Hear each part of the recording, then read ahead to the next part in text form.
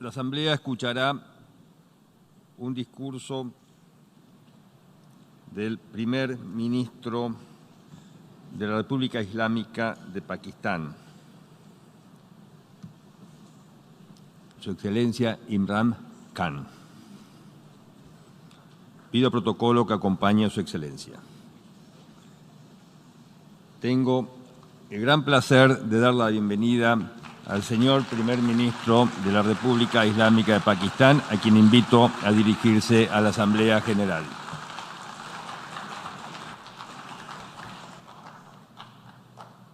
Bismillah ar-Rahman ar-Rahim. Iyyaka na'budu wa iyyaka nasta'in. Mr. President, Honorable Secretary General, Excellencies, ladies and gentlemen,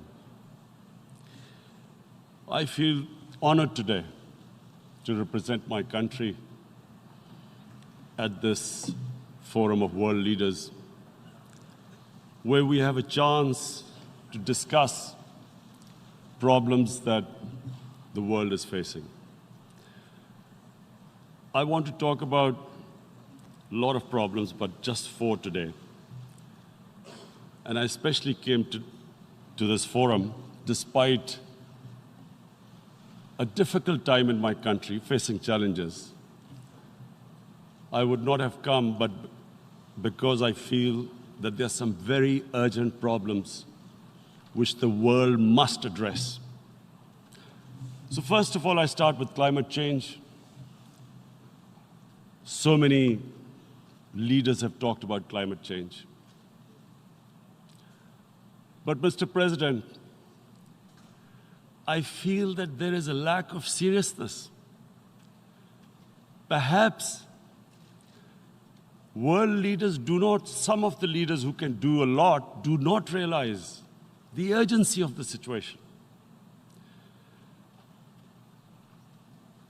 We have a lot of ideas, but as someone said, ideas without funding is mere hallucination. Pakistan, I'll give you start with my own country. Our country is amongst the top 10 nations in the world which are most affected by climate change. We depend upon our rivers. We are mainly an agricultural country. And 80% of the water in our rivers comes from our glaciers. The glaciers, not just on the Pakistani side, even India. The river, the 80% of the water in Ganges and the Indian rivers also comes from the glaciers, from the Himalayan glaciers, Karakoram, Hindu Kush. And these glaciers are melting at quite a rapid pace. We detected already 5,000 glacial lakes in our mountains. And if this keeps going, if nothing is done, we are scared that humans are facing a huge catastrophe. In my country, when my party came to power in the province of KP, we planted 1 billion trees in 5 years. Now we've set ourselves a target of 10 billion trees in Pakistan. Idea being to counter the effects of global warming. But one country cannot do anything. This has to be a combined effort of the world. My optimism comes from the fact that humans, the Almighty has endowed humans with great powers. We can do anything, provided our survival instinct is stirred up. And this is really what I hope that the United Nations will take a lead in this. There must be more emphasis. Richer countries must be pushed. Countries that are responsible for, mainly are responsible for greenhouse gas emissions. They must be pushed because our country contributes minuscule amount to greenhouse gases. So I feel that the United Nations must take leadership in this. My second issue for me right now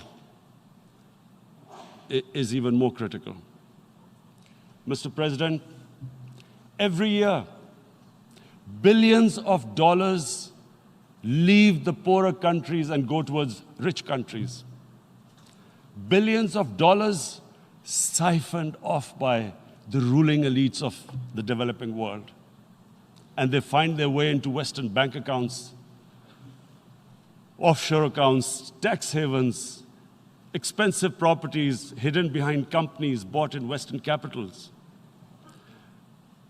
Mr. President, this is devastating the developing world. This is causing more poverty, debts. It's impoverishing the developing world. The difference between rich and poor countries is growing because of this. Money laundering, which happens because money leaves the poorer countries into rich countries, is not treated the same as, for instance, money from drugs or terror financing. The seriousness which terror financing and money from drugs, the way it is treated, it's not the same. The way the poor countries are being plundered by their elites. It's not happening. In my country, when I took charge of our government a year back, in the 10 years preceding that, our total debt went up 4 times. The debt we had accumulated in 60 years, just in 10 years, it went up 4 times. As a result, the total revenue we collected in 1 year, half of it went into debt servicing. How are we going to spend money on our human beings, 220 million people, when half the money is going into debt servicing? Because our country was plundered by the elites, the ruling elite. And easily they could get the money out. And when, Mr. President, we located properties in Western capitals bought by this money through corruption and money laundering, located the properties of these corrupt leaders, we find it so difficult to retrieve it. That money, if we retrieved that money, we could spend on our human beings. But it's so difficult. The laws protecting these criminals. We do not have the sort of money to have expensive lawyers and spend millions and millions of dollars. We need help from the rich countries. And Mr. President, it's critical. The rich countries must show political will. They cannot allow this to happen. How can the poor countries spend money on human development, which the United Nations asks, SDG? How are we going to do it when this money can easily leave our countries? So, unless the rich countries intend to build walls to stop economic refugees coming as we see right now, they must take action. They must take action now. It must be a deterrent. Corrupt ruling elites should not be able to take money out easily and park it into foreign bank accounts and into these properties abroad. And I never understand why. Why do we have these tax havens? Why is this allowed? Why shouldn't rich people pay taxes? Why is it legal to have these tax havens where you have these secret accounts? Because, the world is changing. The population of the world is growing. Sooner or later, you're going to have a crisis if the poor get poorer and the rich get richer. there is going to be a crisis sooner or later. So this is my second point. I hope that the United Nations takes a lead in this. It involves the IMF, the World Bank, Asian Development Bank. They must find a way of stopping this plunder of the developing world. My third point is Islamophobia. There are 1.3 billion Muslims in this world. There are millions of Muslims living in other countries, European countries, and the US as minorities. Islamophobia, since 9/11, has grown at a pace where it is alarming. Human communities live together. There should be understanding amongst them. But Islamophobia is creating a division. Muslim women wearing hijab, it's become an issue. It's become an issue in some countries. Hijab is some sort of a weapon. A woman can take off her clothes in countries, but she can't put on more clothes. How is this happening? Because of Islamophobia. And how did this Islamophobia start? After 9/11. And why did it start? Because certain Western leaders equated terrorism with Islam. Islamic terrorism. Radical Islam. What is radical Islam? There is only one Islam, and that is the Islam we follow of Prophet Muhammad sallallahu alaihi wasallam. There is no other Islam. Radical Islam, Islamic terrorism, what message did they send to people in the West? And why is there Islamophobia? How is a person in New York, in the Midwest, in the US, in European capital, how is he going to distinguish between who is a moderate Muslim and who's a radical Muslim? Because terrorism has nothing to do with any religion. This Islamic terrorism, Islamic radicalism, and sadly used by leaders, this has been the main reason for this Islamophobia.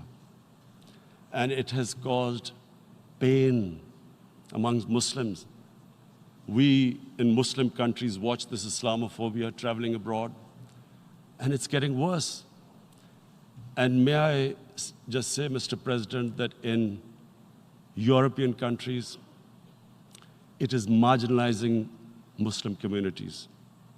And we all know that marginalization leads to radicalization. Some of the people who ended up as militants in Syria and other places were from marginalized Muslim communities. And my point here is that we must address this issue. I'm sad to say that we Muslim leaders have not addressed this issue either. After 9/11, when this thing came about war against radical Islam, rather than Muslim leaders trying to explain to the West that there is no such thing as radical Islam, in all human communities, they are radicals. They're liberals and rest are moderate. All human communities, Christians, Jews, everyone has it. But Islam is not radical, neither Judaism, neither Christianity, neither Hinduism. No religion preaches radicalism. The basis of all religion is compassion and justice, which differentiates us from the animal kingdom. But unfortunately, the Muslim leadership was so scared of being called radical Islam that all of them became moderates. In Pakistan, we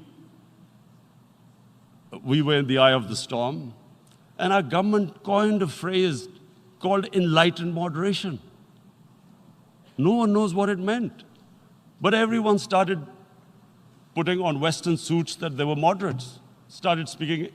Even those who didn't know English would speak English because they were moderates. No one had a clue what it was. Because we, in the Muslim world, did not explain to the West that there is no such thing as radical Islam. One of the reasons why after 9/11, Islam was supposed to be equated with terrorism was suicide attacks. Because the 9/11 bombers did a suicide attack, all sorts of theories came up that the Muslims are involved in suicide attacks because they will get virgin in heavens. Some came up with, what about women, suicide attackers? So this bizarre thing happened. No one explained. Suicide attacks and Islam were equated. No one did research that before 9/11, the majority of suicide attacks in the world were by Tamil tigers, who were Hindus. No one blamed Hinduism, and quite rightly. What has Hinduism got to do with what desperate people were doing in Sri Lanka? We all know about, we've seen films about Japanese kamikaze pilots at the end of the Second World War doing suicide attacks. No one blamed the religion. But here we were trying to prove we were moderates and not explaining to the West.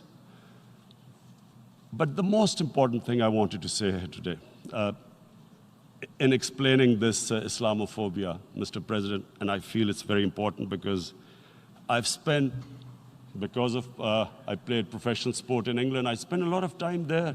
So I know how the Western mind works and how West views religion. So where the misunderstanding about Islam came. And one of the reasons it caused Islamophobia. That was, in 1989, this book was published, maligning, insulting, ridiculing our Prophet Muhammad sallallahu alaihi wasallam. And there was a reaction in the Muslim world. The West couldn't understand what was the problem.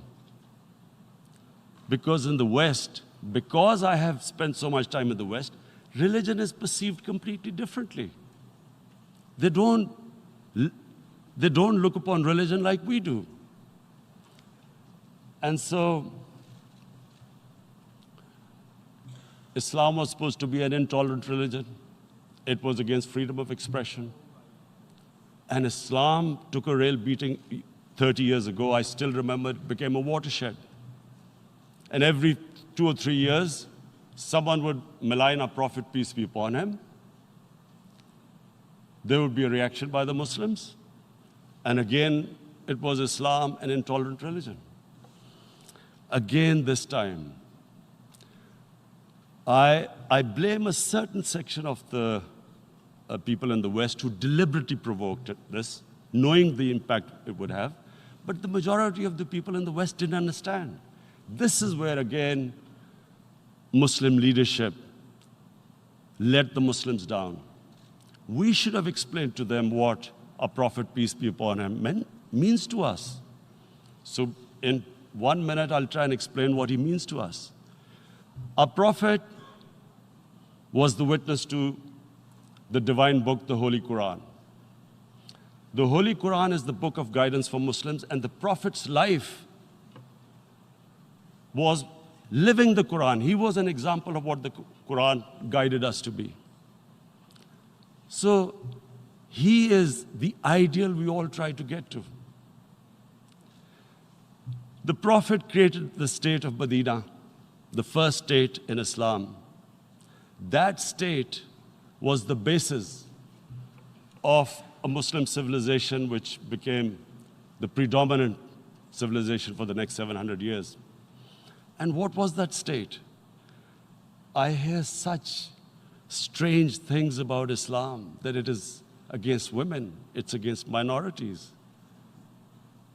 The first state of Islam in Medina, it was the first time a welfare state was set up. The state took responsibility of the weak, widows, orphans, poor people, handicapped.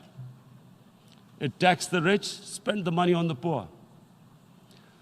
The state announced that all human beings are children of Adam, hence equal, whatever the color of their skin. The state announced, the Prophet announced that, and slavery, the whole system depended on slavery as it did for many years in the Western societies. The Prophet said that one of the greatest deeds is to free a slave. But because the society depended on slavery, he said, but if you have to treat them as an equal member of the family. And as a result, something happened in a Muslim world which hasn't happened in any other civilization. Slave dynasties appeared. Slaves became kings. The Mamluks, slaves who ruled Egypt. In India, there were slave dynasties. And then, with minorities, again, you hear that Islam is supposed to be against minorities. Let me just make this clear. In Islam, the Prophet announced that everyone was free to practice his religion. It was a sacred duty to protect the places of worship of all religions. He announced that every person is equal in front of law, whatever his religion or his color. And this incredible case, and I always quote this, that the fourth Khalifa, the head of state of Medina, he lost a court case against a Jewish citizen. So, number one, it showed there was a rule of law, no one was above law. And number two, that a Jewish citizen was an equal citizen. So, Mr. President, when a Muslim society is unjust to its minorities, it is going against the religion of Islam and our Prophet, peace be upon him. So, it is important to understand this. The Prophet lives in our hearts.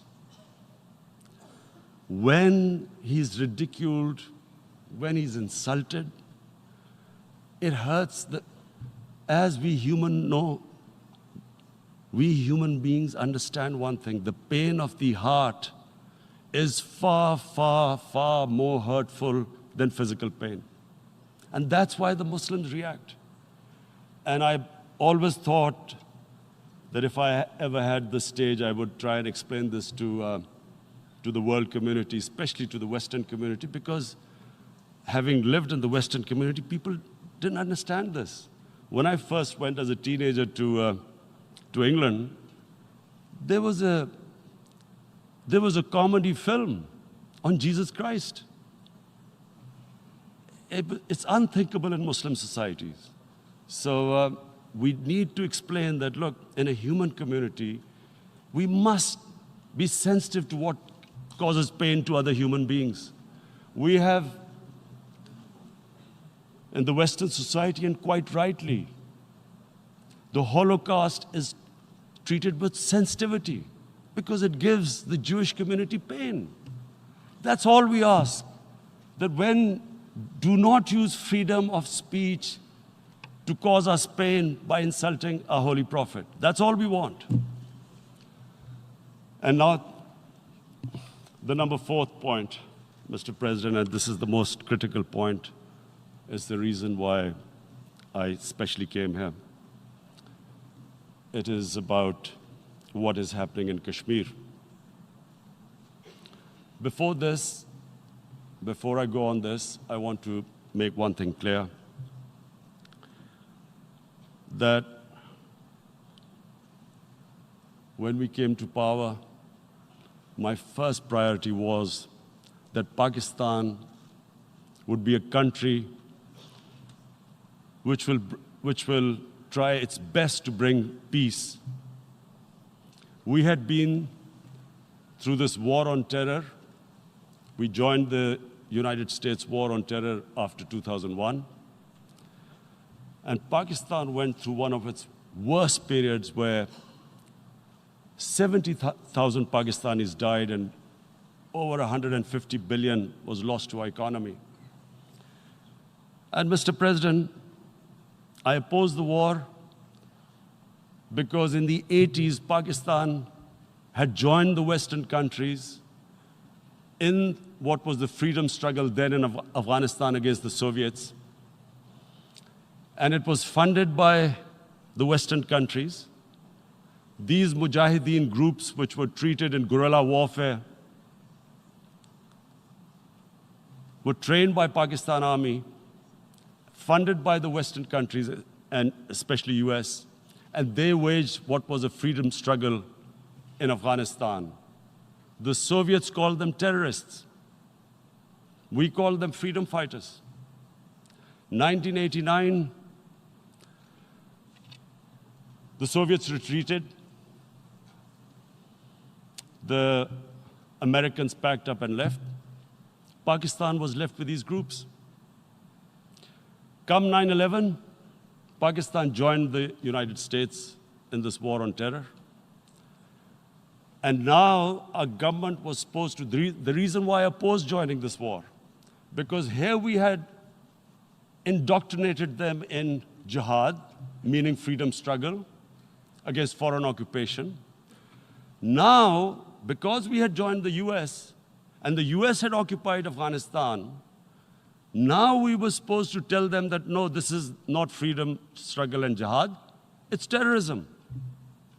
So that's why I tried to tell then government that, stay neutral because you will have leverage over them. You will be able to control them. But if you join them, you become collaborators and they will attack you, which is what happened. They turned against us. We went through a nightmare.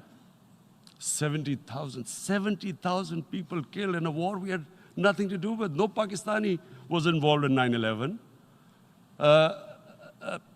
Taliban were in Afghanistan. Al-Qaeda was in Afghanistan. What had we to do with it? 70,000 Pakistanis died. So when we came to power, we decided that we would dismantle what was left of these groups. And this decision was taken not just by us, but by all the political parties in Pakistan. Unfortunately, they didn't implement it. So we came to power, we decided to implement it, and we dismantled whatever was left of the groups. And I know that India keeps accusing us that there are these groups there. I would like the United Nations to send observers, see for themselves what we've done. No Pakistani government would have dared to do this because it would have created strife. But we decided that there would be no militant organizations in Pakistan. So I need to give you this background and to what I'm going to say later on. And secondly, we started mending fences. I invited the Afghan president. We developed a relationship with Afghanistan. We had problems with Iran. We mended fences there. And then India. Now let me just give you a little background about my relationship with India. Because of cricket, and cricket being it's a passion in the subcontinent, I had great following in India. I have friends in India, and I loved going to India. So immediately, when my party came to power, the first thing we did was to immediately reach out to India. And I spoke to President Modi, and I said, look, we have similar problems. Climate change, poverty, let's get together. Let's resolve our differences through trade. Let's build a relationship on trust. Prime Minister Modi told me that, there were terrorist attacks from Pakistan. I said, we have problems with you. There are terrorist attacks which we know are instigated by India in Balochistan. We caught a spy, Kulbhushan Yadav, who admitted what the sabotage going on in Karachi and Balochistan. So we said, look, let's leave that behind. Let's move forward. Our main priority should be our people. The highest number of poor people live in the Indian subcontinent. Unfortunately, didn't make any headways. Our foreign ministers were supposed to meet on this in the UNGA last year. India canceled it. We thought that it's their election coming up. It's a nationalist, ultra-nationalist party. It doesn't want to cozy up to Pakistan. So we thought, okay, we'll wait till the elections. Meanwhile, a 20-year-old Kashmiri boy, whose father said was radicalized by the security forces in Kashmir, blew himself up on an Indian convoy. Immediately, India blamed us. I spoke to the Indian public on television. I said, if you give us any iota of proof, we will immediately take action, because we've clamped down on these groups. Rather than sending us any proofs, they sent their jets in, they bombed us. We retaliated. A jet, 2 of their planes were shot down, 1 pilot bailed out in Pakistan. We immediately returned the pilot, saying that, look, we do not want any escalation. Rather than taking that as a peace gesture, the entire campaign, almost the entire campaign of Mr. Modi in the election was how he had taught Pakistan a lesson that jets had killed 350 terrorists. Complete lie. They had just killed about 10 trees of ours, which was quite painful given that, we are growing all these trees. He then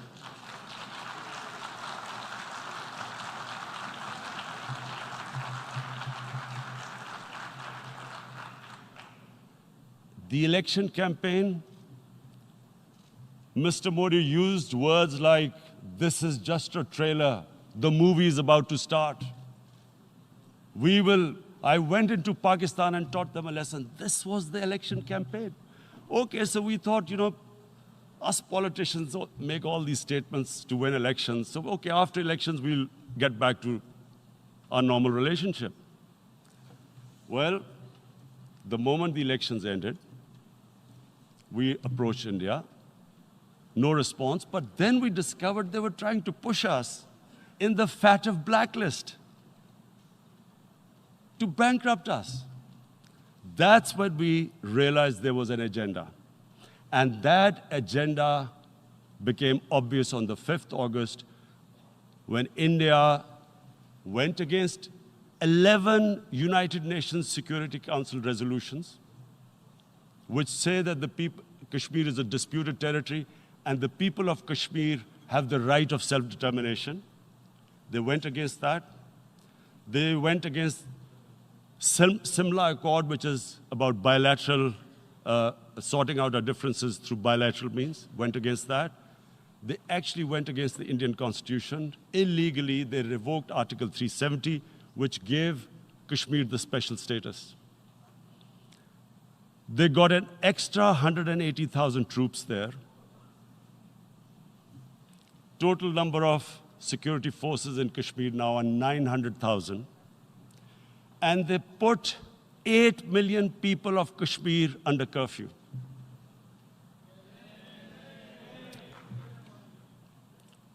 Mr. President,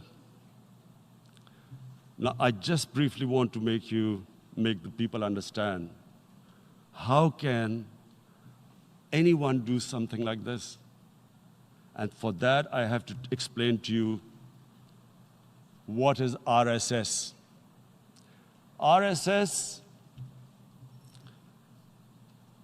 Mr. Narendra Modi is a life member of RSS. RSS was an organization that was inspired by Adolf Hitler and Mussolini, came about in 1925. They believed in racial purity, racial superiority. They also believed they were an Aryan race like the Nazi believed they were an Aryan race. All that I'm saying can be verified. This is the time of information revolution. You can Google all this, what I'm saying. But it is very important for me to explain this to you so you know what is happening in India. This RSS believed in the ethnic cleansing of Muslims from India. At one point, there was racial superiority of the Hindu race. Secondly, it was hatred for the Muslims and for the Christians, because they believed that this golden age of Hindu civilization was stopped because of Muslim rule centuries back and then the British rule of India. So it was racial superiority and hatred for Muslims and Christians. This is openly stated. You look at the founding fathers of RSS, Golwalkar and Savarkar. Just Google them and you'll find out. And this ideology of hate is what murdered the great Mahatma Gandhi in 1948. It was this ideology of hate that made Narendra Modi in 2002 do a pogrom against Muslims in Gujarat when he was the chief minister. He allowed 3 days for these RSS goons who were inspired by the Hitler brown shirts. They actually wear brown shirts. This RSS, the Congress Home Minister gave a statement that in RSS camps, terrorists are being trained. And these terrorists butchered 2,000 Muslims and 150,000 Muslims were made homeless. Narendra Modi could not travel to the US because of that. And I need to make you understand this background before I explain to you that what sort of a mindset would lay siege to 8 million people with 900,000 troops. Women, children, sick people, locked in as animals. In fact, of what I know of England, if 8 million animals were locked in, the RSPCA would have made a lot of noise about it. These are human beings.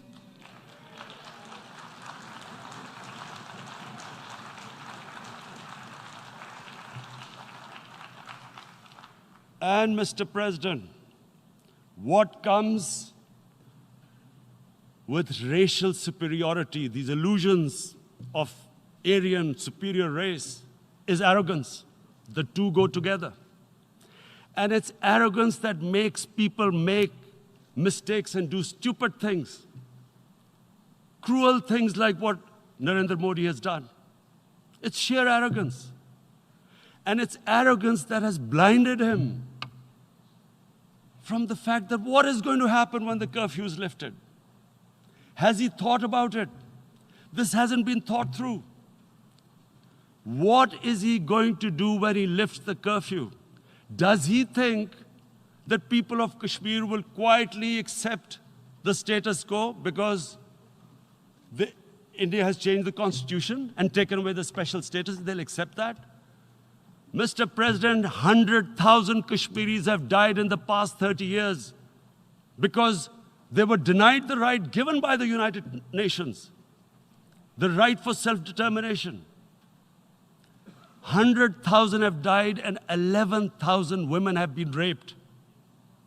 There are 2 human rights, United Nations human rights reports on this. The world hasn't done anything because India is a huge market, 1.2 billion people. Sadly, the material prevails over the human. But this has serious consequences. Again, I repeat, that's why I'm here. Look, what is going to happen when the curfew is lifted will be a bloodbath. The people will come out. There are 900,000 troops there. They haven't come to, as Narendra Modi says, he's done this for prosperity of Kashmir. This is supposed to be for the development. These 900,000 troops, what are they going to do when they come out? There'll be a bloodbath. Has he thought it through what happens then? Mr. President, has anyone thought that what happens when there is a bloodbath? What do you think the impact will have on people of Kashmir? What do you think they will think?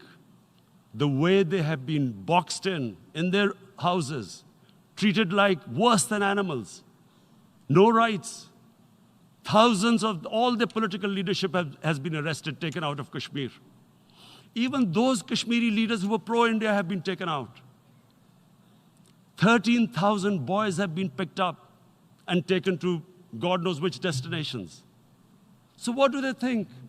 What will the people of Kashmir do when they lift the curfew? They will be out in the streets. And what will these soldiers do? They will shoot them.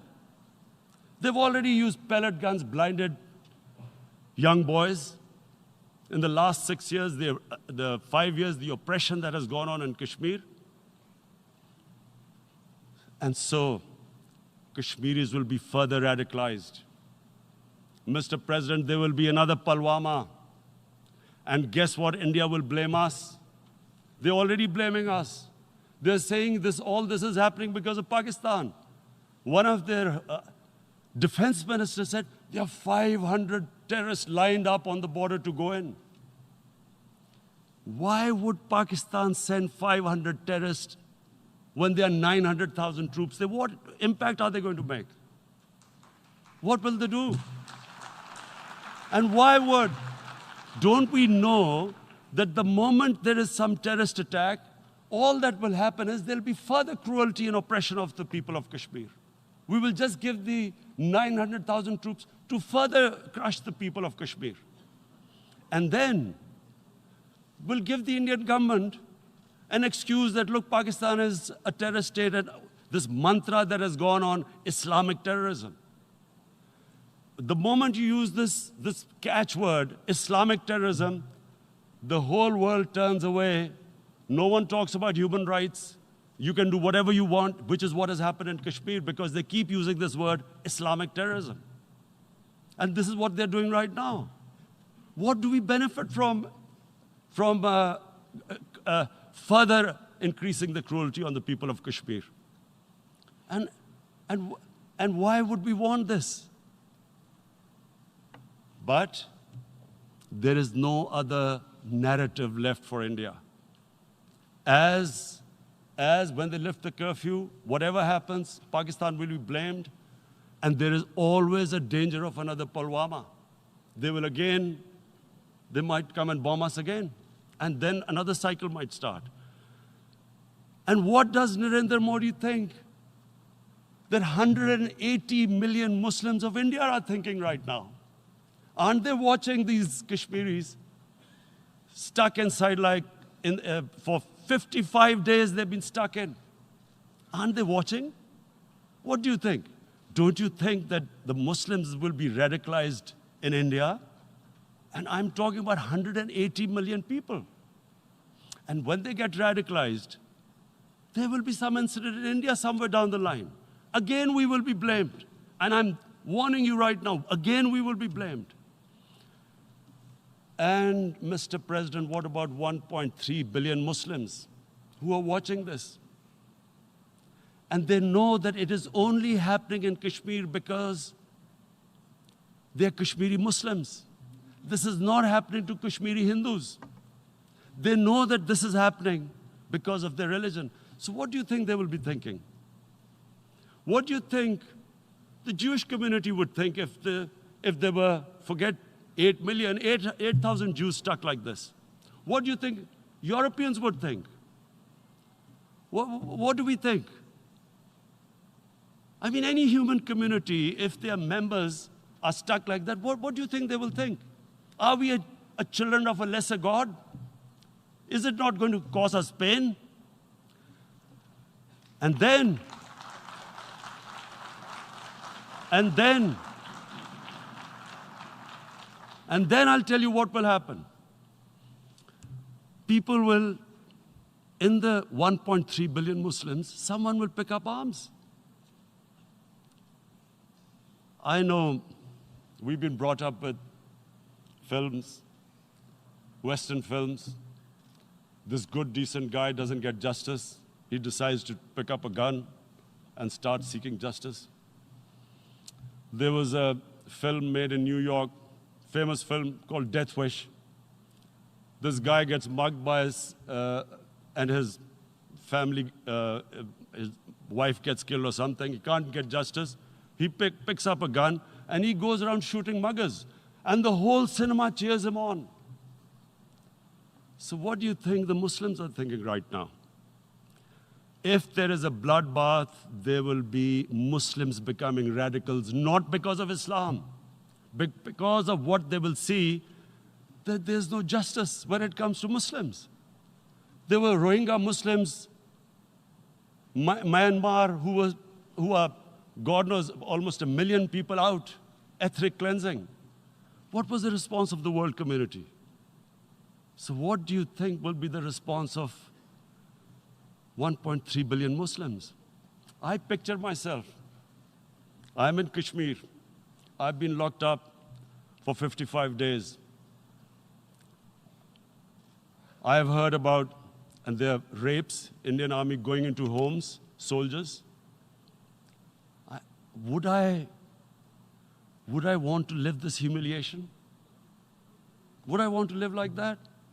I would pick up a gun. You're forcing people. You are forcing people into radicalization. When people lose the will to live, what is there to live for? And this is what, if you can do this to human beings, you are actually radicalizing people. And so, Mr. President, I want to repeat here, this is one of the most critical times. There will be a reaction to this. Pakistan will be blamed. 2 nuclear-armed countries will come face to face like we came in February. And before we head in that direction, the United Nations has a responsibility. This is why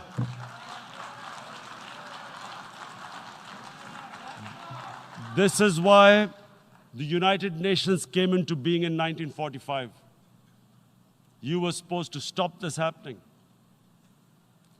I feel we are back to 1939, Munich. Czechoslovakia has been taken, annexed. What is the world community going to do? Is it going to appease a market of 1.2 billion, or is it going to stand up for justice and humanity?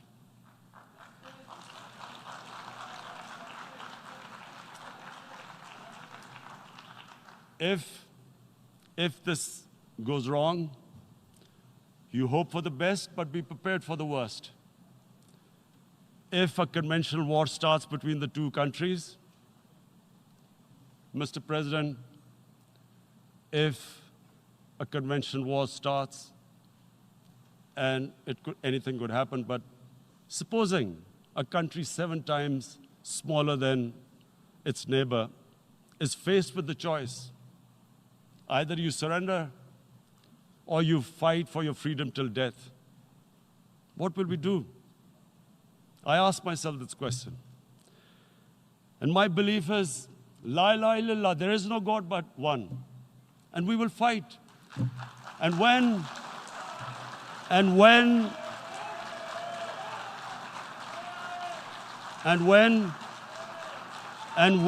a nuclear-armed country fights to the end, it will have consequences far beyond the borders. It will have consequences for the world, which is why I repeat I'm here. Because I'm warning you, it's not a threat. It's a fair worry that where are we headed? And I've come here to tell the UN, you've got to, this is a test for the United Nations. You are the one who guaranteed the people of Kashmir the right of self-determination. They are suffering because of that. And this is the time.